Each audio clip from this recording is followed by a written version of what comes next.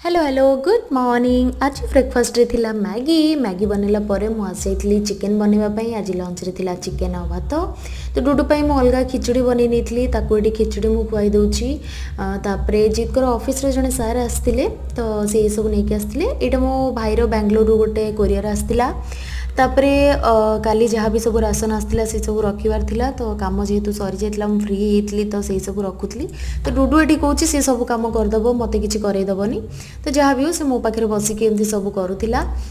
तो मते जहाँ सब जिनस यूज करार थिला से सब मु काढ़ी देइतली ऑलरेडी। बाकी जहाँ मोर एक्स्ट्रा थाए तो से सब को मु एमती से बाल्टी भितर सब रखी दिए एक्स्ट्रा। तो जब दरकार हुए मुझे काढ़ी यूज करे। मु डाली फाली सब काढ़ी रखुली। तापरे जिते जहाँ कम था डुडू सहित टिके खेलिया को पड़े, ताकि ताकू एका फिल न हो ता सहित खेलुली। तो मुझे एमती सब मो जिनस सजाड़ी रखी देइतली। तो आज एतिकी। जदि मो वीडियो भल लगता है लाइक शेयर सब्सक्राइब कमेंट करेंगे।